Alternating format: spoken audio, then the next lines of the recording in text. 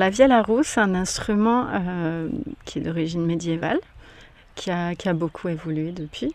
Ça fait 7 ans que je joue de la vielle à roue et je l'ai croisé dans un bal folk quand j'étais étudiante et je m'étais dit un jour je jouerai de cet instrument et donc je m'y suis essayée et de suite j'ai senti en fait ça fait une vibration sur le ventre qui est très particulière et en fait quand on joue de cet instrument on peut pas ne pas faire corps avec lui. Et donc c'est une matière en plus noble, le bois, qui laisse passer beaucoup de choses. Donc c'est vraiment un instrument qui m'a permis en fait de lâcher un peu prise par rapport à mon enseignement classique que j'ai reçu au piano.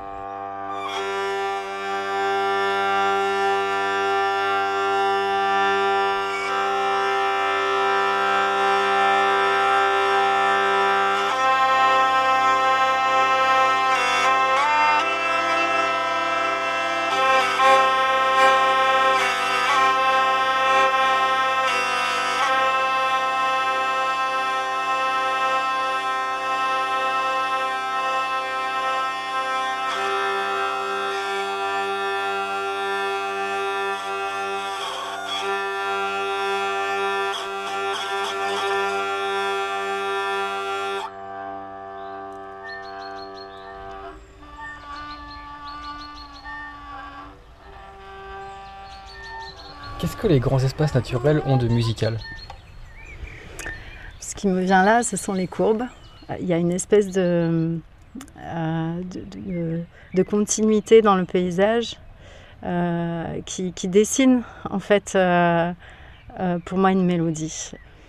Et souvent en fait ce qu'on me dit c'est que ma musique ça fait comme des vagues, on ressent comme un espèce de mouvement de vagues et je crois que c'est ça en fait, c'est toutes ces lignes que je glane un peu partout.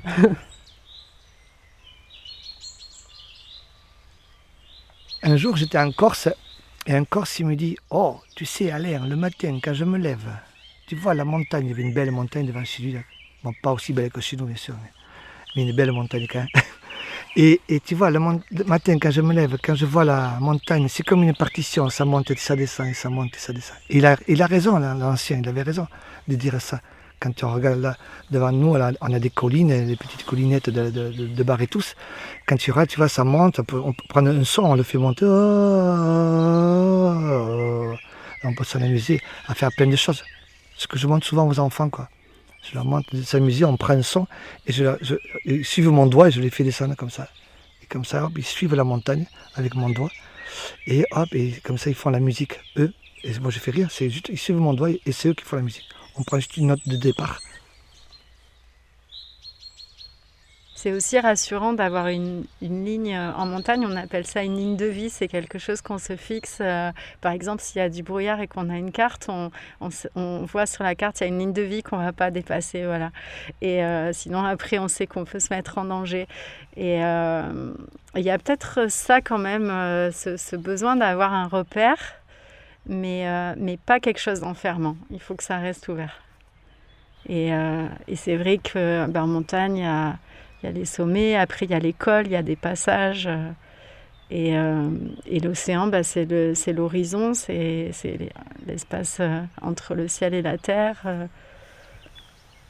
Oui, ça délimite des espaces en fait.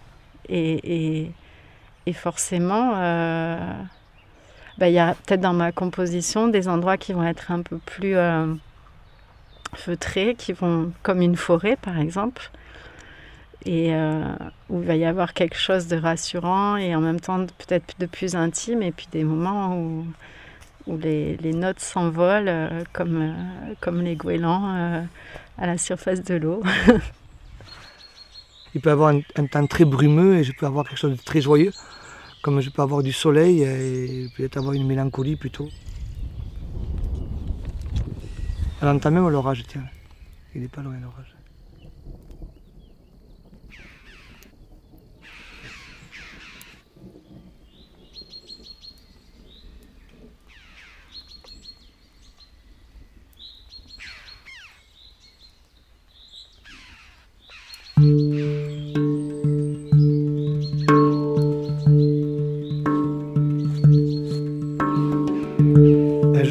là-bas. J'avais pris ma vieille Golf, j'avais traversé l'Espagne, j'ai pris le bateau et je suis arrivé au Maroc. Sur la route, tout d'un coup, je vois des chèvres dans les arbres. Je croyais que j'étais en train de rêver. Et non, il y avait vraiment des chèvres. Je me suis arrêté et je me suis approché. Et là, sous l'arbre, il y avait un homme, le berger. Je me suis assis à côté de lui et cet homme m'a parlé de son pays.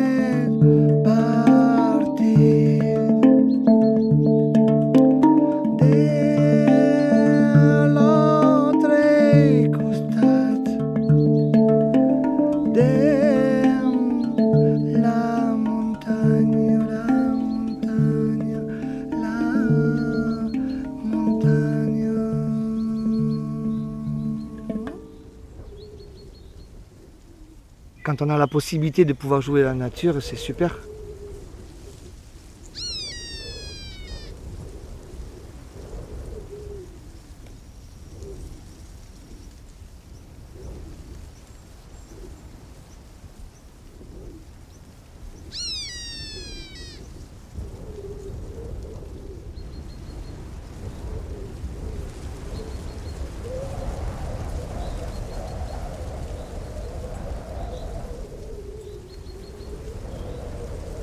Le vent, quand il se promène dans les arbres, c'est comme s'il racontait des histoires chaque fois quand il passe, parce que tout dépend de ce qu'il va y trouver dans son passage. Peut-être il peut y trouver des feuilles. Un jour, je me rappelle d'une histoire. J'étais en train de me promener et je marchais, et tout d'un coup, j'ai vu le vent arriver. J'étais dans une allée d'arbres et j'ai vu le vent arriver, qui arrivait de loin, qui faisait...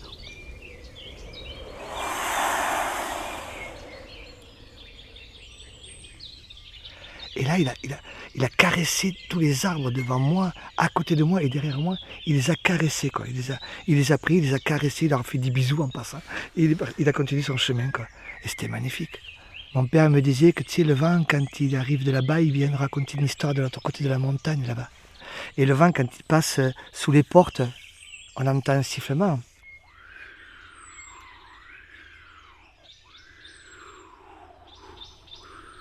On peut entendre presque un sifflet comme un oiseau. Le vent, c'est comme si je prends une flûte, par exemple, je vais devoir me servir de forme de vent. Je vais souffler. Et lui, c'est pareil, il souffle. Et après, il souffle sur quoi? S'il n'y a rien du tout, c'est compliqué de l'entendre, le vent. Oui, mais là où on l'entend le mieux, c'est quand il passe sous une porte, quand il passe sous un toit, quand il passe à travers les arbres, quand il touche quelque chose, quoi. C'est comme il y avait quelqu'un qui avait fait une expérience, un jour, il a mis... je crois que c'était au d'une pila, je crois que c'était ça. Il a mis plein de guitares, accordées différemment, et il avait laissé passer le vent à travers tout ça. Et il avait créé toute une musique avec tout ça. Et il ne composait pas. Ensuite, il a posé, et après, il a composé avec ce que le vent lui a proposé. C'est comme nous, quand on prend un instrument avant. Quand on prend un instrument avant, on souffle dedans, et là, il y a un instrument de musique. Mais s'il n'y a pas le souffle, la flûte ne peut rien dire. La flûte n'est que juste que le moyen de pouvoir exprimer ce que nous, on a au fond de nous. C'est pas la flûte qui fait la musique.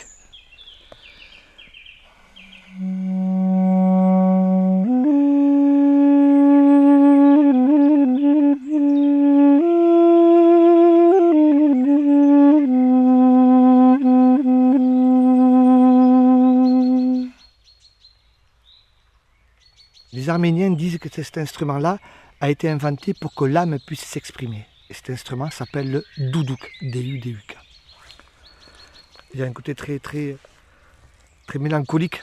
Mais après, on peut l'utiliser aussi d'une autre façon. On peut l'utiliser beaucoup plus percussif quand il fait.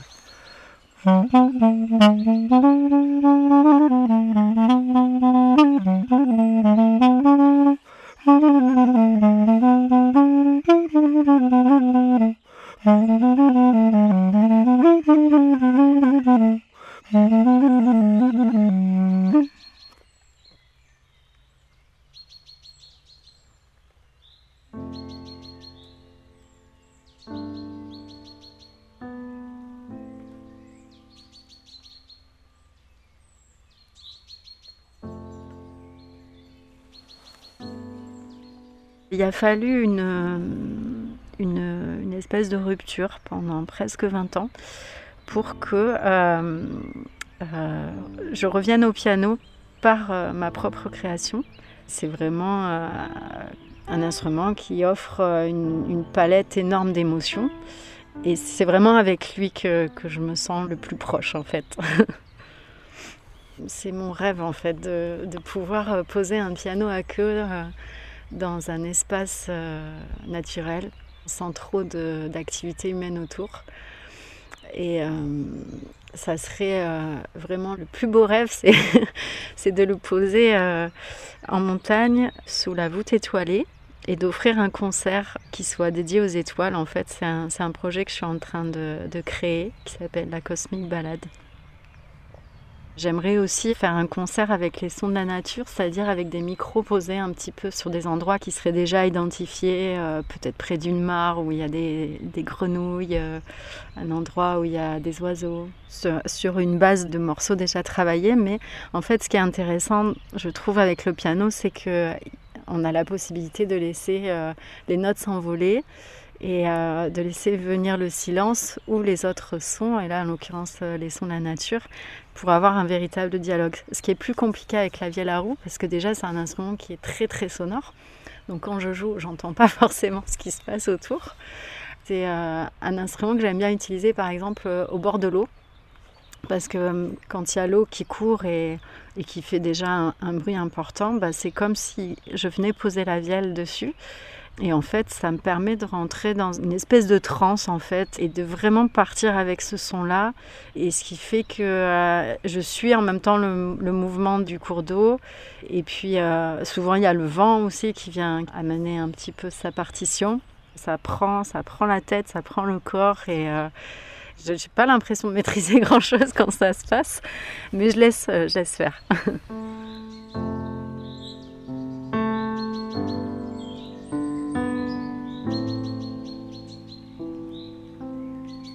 Il y a 2 ans de ça, et j'ai composé pour l'orchestre symphonique de Pau. Et là, c'était le thème, c'était ils m'ont demandé ce que je voulais faire, et ils m'ont laissé carte blanche surtout. Et j'ai travaillé sur la beauté du monde.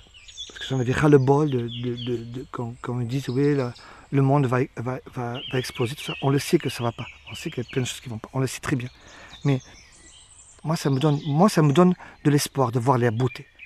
Et si je vais aimer quelqu'un, si je ne vois plus la beauté envers cette personne-là, je ne peux plus l'aimer. C'est tout le temps de la beauté. Quand je dis beauté, ce n'est pas que physiquement, hein, bien sûr, c'est tout le reste, tout. C'est un ensemble pour moi, la beauté. Mais je vais continuer à l'aimer, cette personne-là. Et la nature, notre planète, c'est la même chose, quoi.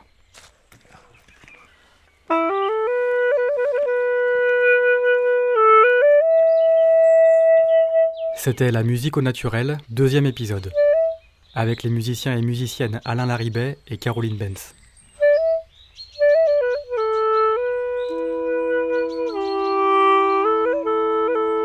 Une réalisation d'Aurélien Frances. Production Silence Podcast.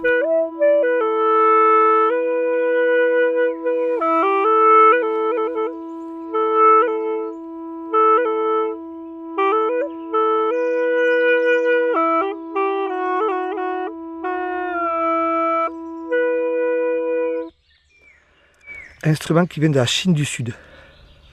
J'adore cet instrument.